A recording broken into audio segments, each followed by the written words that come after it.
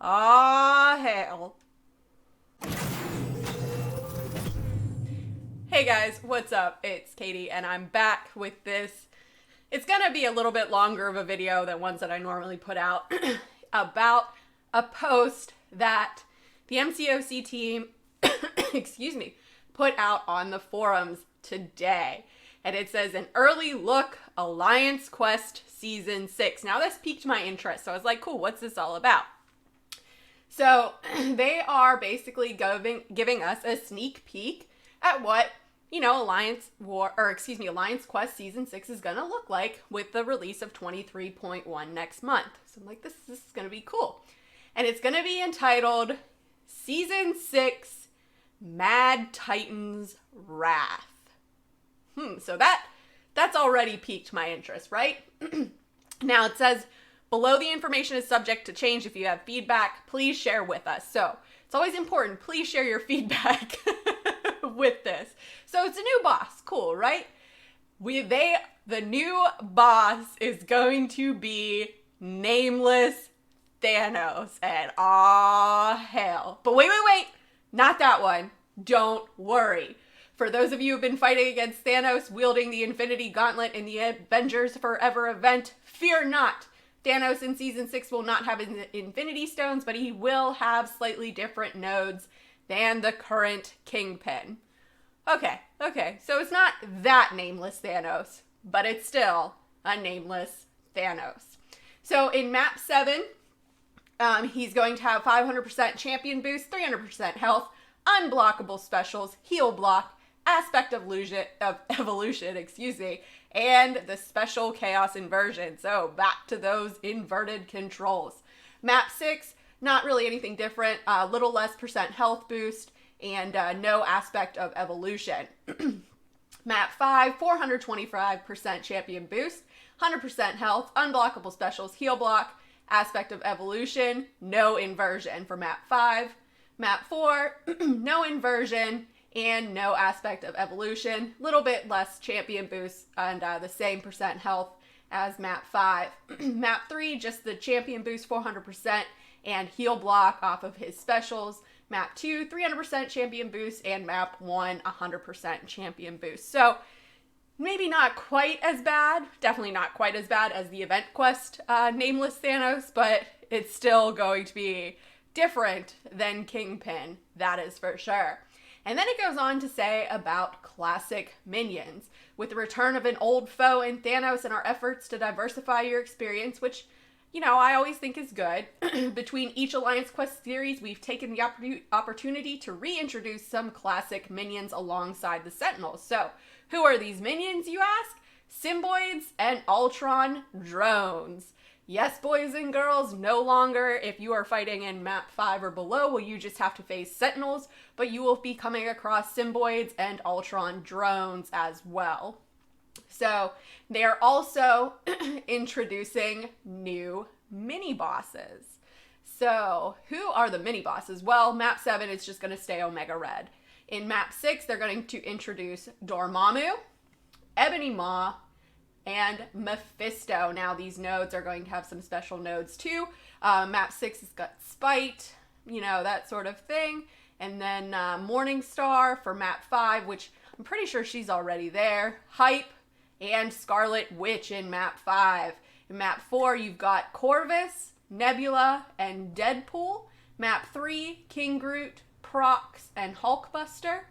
Map 2, Vision, the classic, Hela, and Cull Obsidian. And Map 1, you've got Guillotine all the way. So it is looking like they are introducing some of the Black Order in, or not the Black Order, the Children of Thanos here in with the mini-boss, which I think is pretty cool. I do like mixing up the mini-bosses. Map 7 obviously is staying the same with Omega Red, but the introduction of new mini-bosses and also the introduction of Symbiotes and Ultron drones. For those of you who are tired of fighting Sentinels, you'll get a little new thing to fight in there, and I think that's always good.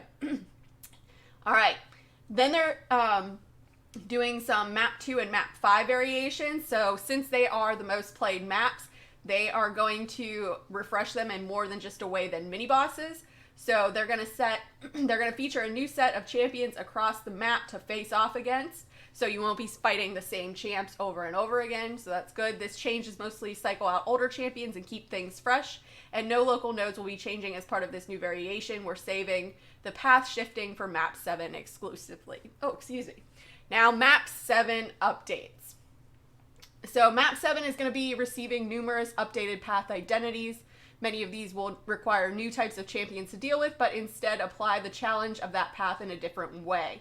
An example of this would be Freezer Burn, which incinerates and cold snaps the attacker in the same way Biohazard applies bleeds and poisons. And I'm pretty sure this is what that Phoenix did back in the day, and that, oh, she was rough. If I remember correctly, she was rough. So that'll be interesting looking ahead. So they're not going into detail about every node, which is changing right now, but the majority of the changes are not to the champions and unique nodes applied to them, though some of these will be changing and instead focus on the path identities throughout all 3 variations of map 7.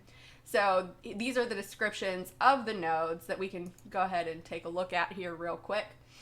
And so you got Pleasin', that's my hybrid of bleed and poison immunity is now Footloose. Power Alternator now is now Prove Yourself and Mesmerize. And Bleed is now Can't Stop, Won't Stop. Can't Stop Believing? No. So then in section 2, path 1, Bleed is now Can't Stop, Won't Stop. Path 5 is Buffet, and Indomitable is now Tunnel Vision. Path 8 is Tranquility. 2 is now Counter Tactics and Combo Party. Ugh, doesn't sound like a very fun dance party. And Path 10, Shock, is now Strength in Numbers and Colorblind. And then in section 3, they pretty much changed all of the paths with the exception of 9 and 10. Path 1, Strength in Numbers, is now Strength in Numbers and Colorblind. Path 2, Infinity Blast, is now No Retreat. Slumber is now Starburst. Oh, it's going to be a Gulk path. Sixth Sense and Parry is now Sixth Sense and Terminal Velocity. Delirium is now Bane. Brawl is now Delirium. Biohazard is now Shock. And Starburst is now Tunnel Vision. So now if we go, and they keep, so in variation 1, they update them again, and same in variation 3. I'll put the link to this post in the description of the channel, so if you want to go ahead and take a look, if you run map 7, to go ahead and take a look at these nodes and how they're going to be changing. Alright, so the new buffs. Special Chaos Inversion. This looks fun. The attacker's dash and dodge controls are inverted from the start of the defender's special attacks until after they end. So, awesome inverted controls. This is only used on Thanos and functions nearly identically to the way Emma Frost's signature ability does in the first action. So, it's basically inverted controls.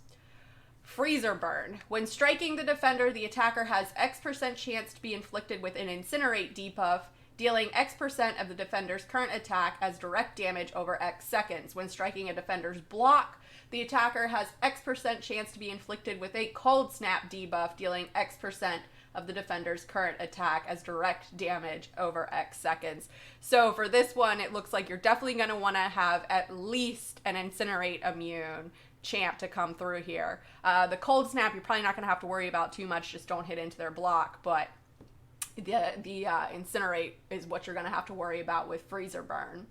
Lionheart. Whenever the defender's healing abilities would be reduced or reversed by a debuff, they instead heal with X% potency and deals X% of their attack as direct damage to the attacker over X seconds.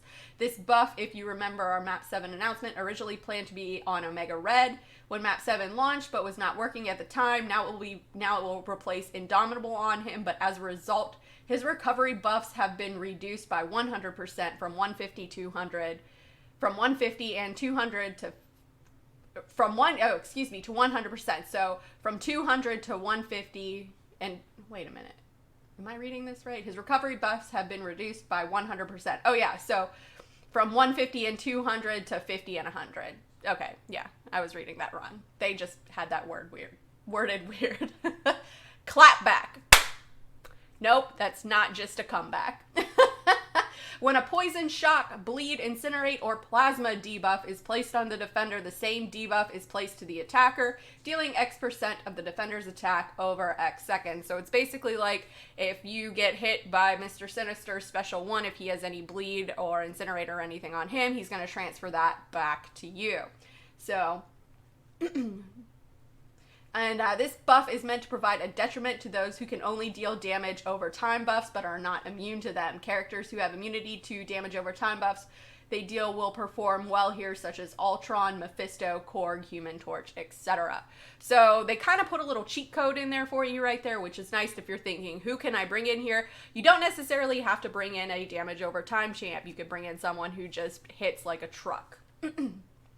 Terminal velocity. Every time the defender is struck by a critical hit, even through a block, they increase their defensive power gain rate by X% up to a maximum of X%. With terminal velocity, especially as it's being used, you'll need to be more careful as the fight goes on about baiting specials and using your true strike champion. So it looks like with terminal velocity, you definitely want to get good. Use units and get good. No, I'm kidding. But become wary about the defender's power bar and bait those specials out. Don't eat a special 3. One eye open. X% of the damage dealt to the defender while they are stunned is dealt back to the attacker. The best strategy with one eye open is to use the Mordo trick, where you wait until your parry stun is about to expire and time your attack to land just a few afterwards. So it is nice. They're kind of giving you hints as to how you can counter these nodes. So instead of just going in blind and being like, I don't know what I'm supposed to do here, that is nice that Kabam is posting, workarounds on these nodes. So I think that is a positive thing here. Footloose. No, not just the Kevin Bacon movie. After activating a special, defender becomes unstoppable and has X% chance to evade incoming attacks for X seconds. With the slow debuff, you'll be able to completely shut this down. She-Hulk and Spider-Gwen are the best here, but anyone who can power control or remove unstoppable will also be useful. So, okay, so they already told you She-Hulk and Spider-Gwen, but, Captain America, Infinity War, he can remove unstoppable. Anyone that can power control, Magic, she's always good for that.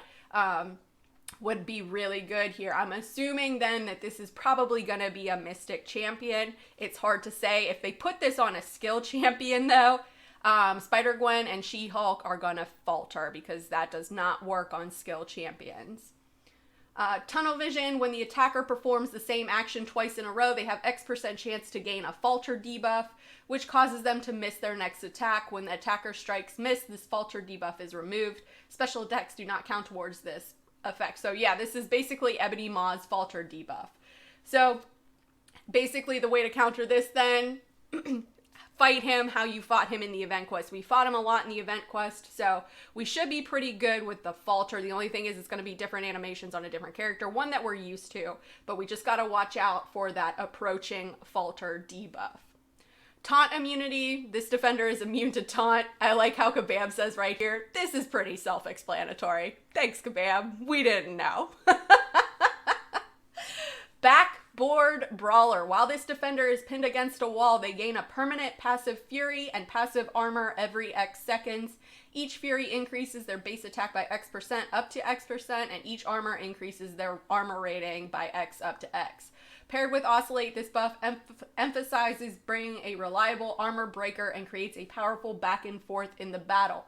Be careful when Oscillate switches into the Fury mode, or your opponent will be very dangerous. So you're going to want to bring an armor break champ, right? Corvus, he armor breaks. This will probably be a really good node for him. Hopefully they put a tech champ on here. I'm sure they're going to put someone who already gets on massive armor, maybe an Infinity Man. It's hard to say.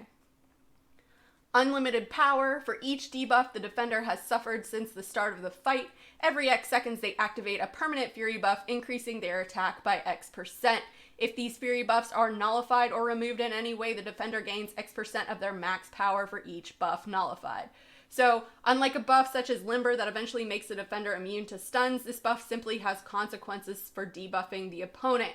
You'll be able to nullify the buffs one by one. That's the best option for power control, or you can try and stack them all up and just nullify them in one go with someone like Morningstar or Magic. Just make sure that's actually going to defeat them. So if they put a big champ on here with a lot of buffs, obviously this is going to be a good node for Magic. Morningstars be great, have all those buffs, launch that special too. Hopefully insta death. Otherwise, they'll gain all that power. It'll probably push them directly to a special 3, and it's either going to kill them or they're going to kill you with that special 3. So be careful. Probably want to go with nullify one at a time and baiting out the special. Can't stop, won't stop. Can't stop believing, don't stop believing. No, can't stop, won't stop. This defender takes X% less damage unless the attacker is unstoppable. For as long as the attacker is unstoppable, the defender gains Fury, increasing their attack by X% True Strike, and a passive power gain, granting them X% of a bar of power every second. This buff is all about getting aggressive. There are plenty of champions who can become unstoppable. You'll just need to be as aggressive as possible and get your damage in while they're in that state. Okay, so good unstoppable champs. Korg, he's not that great of an attacker, but this might be a node for him. Killmonger, Annihilus, The Thing. I think The Thing is going to do great on here. Maybe time to bust out that 6-star dupe Juggy of mine and take him through AQ. I don't know. It depends on what we gotta face. All right. What's yours is mine. That sounds like Chevy Dog. Whenever the defender has a weakness debuff applied to them, a Fury buff with X% of the weakness's potency is given to the attacker for X seconds, while the attacker does not have a Fury buff from this effect. The attacker deals X% less damage to the defender. So they're saying this seems complex, but pretty simple. Just steal the opponent's attack. Wasp, Spider-Man Symbiote, and even Cap Infinity War with a Science Champion at his side are great options. The Resonate Mastery also works. So here again, they're giving us little hints as to how we can counter this node. Vivified. I didn't even know that was a word.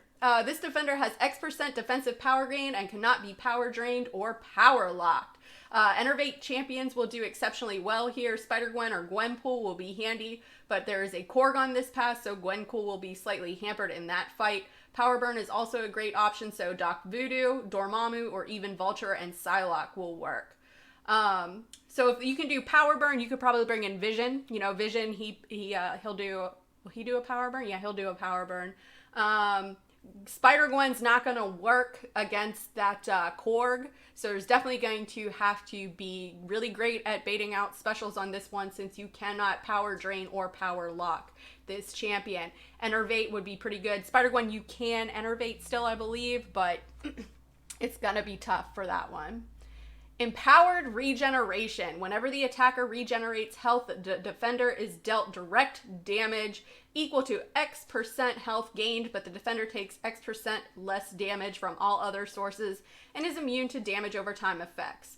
So you're gonna want easy access to regen buffs. That's it, plain and simple, but this path is definitely tricky. This does not interact with Salve and Willpower. However, if you have that active, you'll get a small additional benefit. Some great options here: X23, King Groot, Morningstar, Bishop, the Champ, Road, Omega Red, the list goes on and on. So you're gonna wanna bring an easy regen champ back. Maybe, you know, once, if you bring in Ultron, I don't know why, but if you would bring in Ultron, he gets to that 50%, regens that back up. That might work, but that you'd be taking a lot of damage with there. I think, you know, X23 is probably one of the more viable options there, and Awakened King Groot would do well as well. But who really thinks about bringing in King Groot to AQ? Maybe KT. I don't know. Incinerate. Okay, so Pleasure to Burn. Scandalous. Incinerate debuffs and passives deal X% more damage to the defender, and they take X% less damage from all sources unless they are inflicted with an Incinerate debuff or passive. So basically, you're going to want an Incinerate champ here. So you could, obviously, you want to bring in maybe Domino with the Red Hulk and Massacre synergy. That'll help you out a lot with your Incinerates. Human Torch, pretty self-explanatory. Phoenix, that would be a solid choice. So through all of these, it's looking like they want us to bring in champs that we wouldn't normally bring into Map 7. I mean, I've already done that. I brought Spider-Gwen in and played her for an entire week in there. So this kind of seems like where they're going. Acid Wash, poison debuffs, and passives deal X% more damage to the defender, and they take X% less damage from all sources unless they are inflicted with a poison debuff or passive. So basically, you know, you're going to want to bring in a champ that poisons. So, you know, Dr. Voodoo would be good, King Groot with his special 2, Ant-Man with his special 2. I guess if you're going to bring in Wasp, you're going to want to bring in, you know, maybe Ghost and the Ant-Man synergy. That would be a node for Ant-Man to work well on. Now, it seems to me with all of these different buffs being added in, Kabam is trying to stop everyone from bringing Corvus in. I know a lot of Map 7 players bring Corvus in. I'm one of them because he just runs through it, right? So it seems like with these nodes, they are trying to get rid of everyone bringing in Corvus because it's not going to work on all of these nodes. All right, so now the juicy topic that I was looking forward to is the reward updates. And Kabam is basically saying here it hasn't been long since our last rewards update. And while we want our save bigger rewards update for a little later, we did not want to make some adjustments to rewards with this new season. Many of these are still being finalized, but we do have some goals in mind for Season 6's rewards.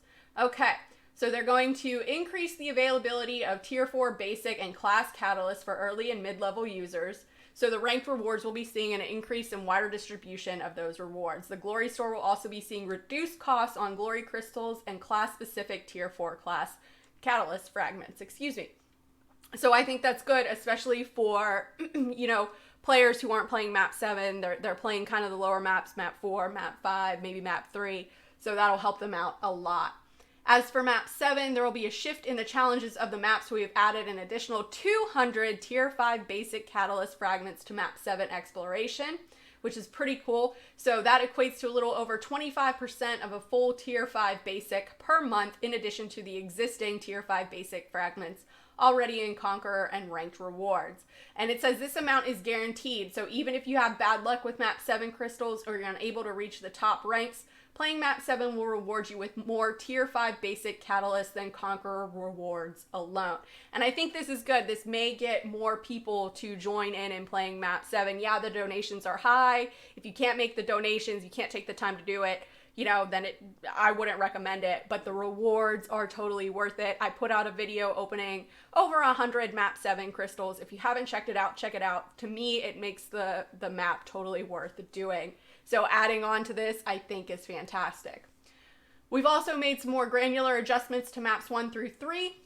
So they'll have an additional reward for fully exploring the map, which is good for the beginner players. Map 1 features Tier 1 Alpha Catalyst fragments. Map 2 contains Tier 4 Basic, and Map 3 awards a Tier 4 Class Catalyst Fragment Crystal. Additionally, all fights across maps 1 through 3 will now award gold, plus an additional chance to earn a small amount of glory. And that's good, right? Because usually the players playing those maps are the ones in need of gold. So hopefully Kabam makes it a decent amount of gold for these players.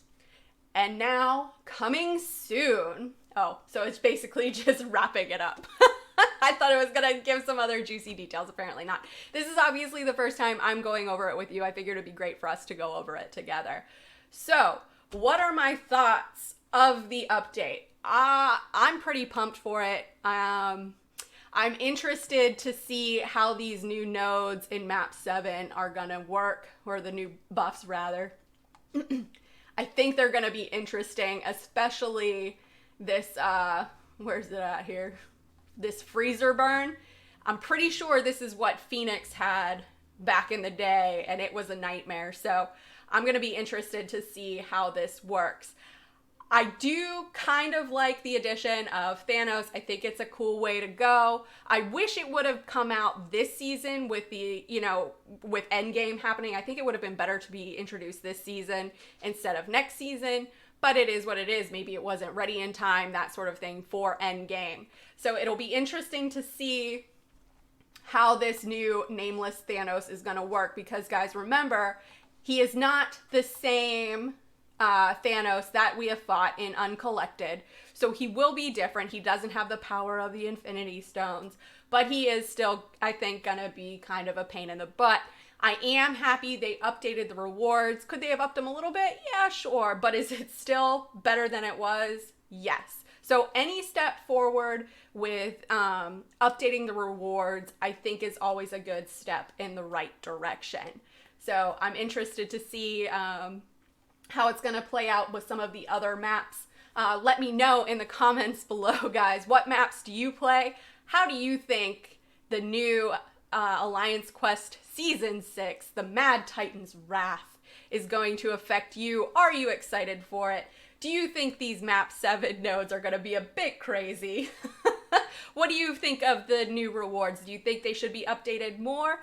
Will you give feedback to Kabam to let them know? Because remember, this is all not set in stone. The only thing that's really set in stone is the boss, which is Thanos. So it's always good to provide our feedback to let Kabam know what we're thinking, how we think of this, and whether or not, you know, we think it'll work. Will they change it based on our decision, our comments? Who knows? You never know unless you try, right? But as always, guys, let me know in the comments below and let's discuss. Thanks everyone for watching. If you guys liked what you saw and you want to see more, please remember to like and subscribe. Follow me on Instagram and Twitter and hit me up in the Discord chat. Bye, guys.